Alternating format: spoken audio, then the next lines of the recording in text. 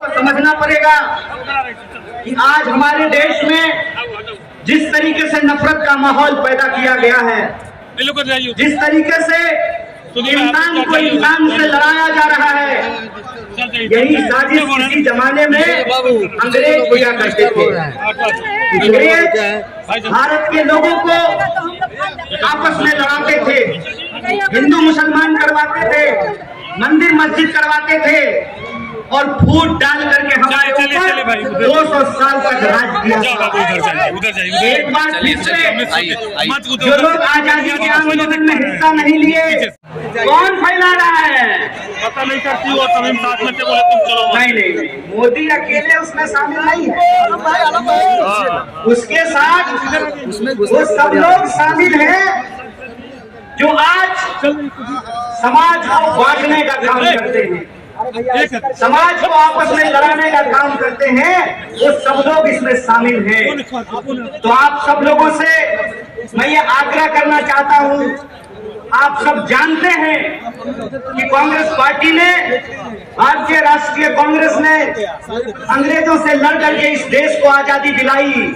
आजादी दिलाई कि नहीं दिलाई? देश आजाद है ना? कौन आजाद कराया देश को? कांग्रेस ने इस देश को आजाद। और यहाँ मंच पे बहुत सारे एमएलए साहब बैठे हुए हैं, बहुत सारे एमपी साहब बैठे हुए हैं। प्रधानमंत्री बनेगा 5 साल के लिए और सेना का जवान बनेगा 4 साल के लिए। बोलिए बेईमानी है कि नहीं है? ये अगर बेईमानी है तो बेईमान को बेईमान कहना चाहिए कि नहीं कहना चाहिए? चोर को चोर कहना चाहिए कि नहीं कहना चाहिए? ये चोर और बेईमान मिल करके इस देश के साथ लुटखोरी कर रहे हैं। इसीलिए हम आप तमाम नौजवानों से यह अपील करना चाहते हैं कि एक तो हमको नौकरी नहीं देते हैं, दूसरा हमको शिक्षा नहीं देते हैं, तीसरा किसानों को उनके फसल का दाम नहीं देते हैं, चौथा मजदूरों को न्यूनतम मजदूरी नहीं देते हैं, और पांचवा इस देश की जो आधी आबादी है उसको समान जीने का अधिकार नहीं देते हैं।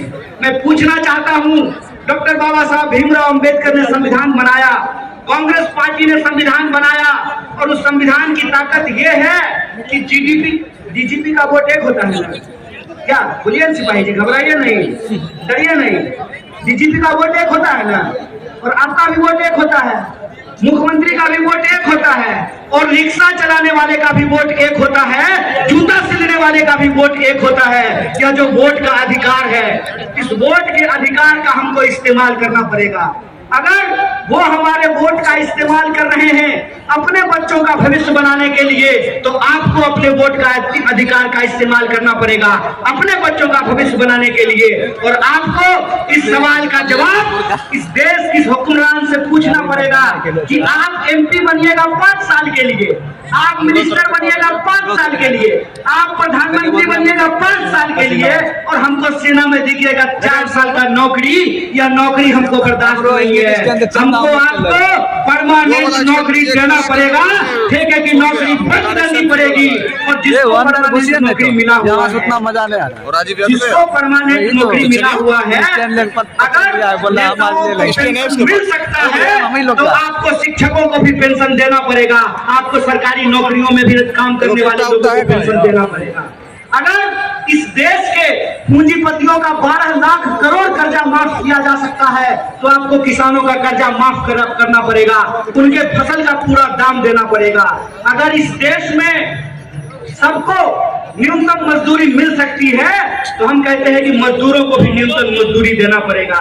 रोज बरोज नया जो है ड्रामा गढ़ करके लोगों का अधिकार ये छीन रहे हैं। आप लोग जादूगरी देखे हैं ना, कि जादूगर इधर से कहेगा गिली गिली पम पम छू, और पॉकेट से कबूतर निकाल ले। टीवी आजकल हमारे साथ वही कर रही है। जब भी आप टीवी खोल करके देखिएगा, आपके मुद्दे गायब कर दिए गए हैं। सुबह से लेकर के शाम तक बहस चलेगी, कौन शपथ ले रहा है, कौन शपथ नहीं ले रहा है। सुबह से लेकर के शाम तक लोगों के मुद्दों को भटका करके और आम लोगों का जो बुनियादी सवाल है, रोजी का सवाल, रोजगार का सवाल, रोटी का सवाल, कपड़ा का सवाल, मकान का सवाल, इन सवालों को गुमराह किया जाता है। इसीलिए हम पूर्णिया के आम लोगों को और बिहार के आम लोगों को एक अपील करना चाहते हैं। हम जानते हैं कि बिना लड़ाई के कुछ नहीं मिलता है, तो हमको अपने अपने न्याय के लिए और अपने आने वाली पीढ़ी के न्याय के लिए संघर्ष करना पड़ेगा। बोलिए, आप इसके लिए तैयार हैं? न्याय करेंगे अपने साथ, अपने आने वाली पीढ़ी के साथ। तो आखिरी बात बोल करके अपनी बात को मैं खत्म करूंगा। मैं पहली बार रंगभूमि मैदान में नहीं आया हूं, ये तीसरी बार है जो मैं रंगभूमि मैदान में आप तमाम लोगों के बीच में आया हूं। मंच अलग है, लोग अलग हैं, लेकिन मुद्दा वही है। और तब भी हमने आपसे वादा किया था कि इस देश की आजादी पे जब जब आंच आएगी, आपका बच्चा जो आपका नमक खाया है, आपके हक और अधिकार के लिए सड़कों पर उतरेगा। इसीलिए आप तमाम बिहार वासियों को, पूर्णिया वासियों को, सीमांचल वासियों को अपील करना चाहता हूं कि आप तमाम लोगों को 5 न्याय के लिए, इस देश की शक्ति देने के लिए आपको संघर्ष करना पड़ेगा। और इस संघर्ष में अगर हम संघर्ष करेंगे तो जरूर जीतेंगे। इन्हीं शब्दों के साथ अपनी बात को खत्म करूंगा। शुक्रिया। इनकलाब जिंदाबाद। जय हिंद, जय बिहार, जय कांग्रेस। मंच के दाहिना बगल जो गेट है, कृपया आने दें। सुरक्षा गार्ड बहुत से आता है कि आप सुरक्षा पालन करें, लेकिन उसमें तेजी लाएं।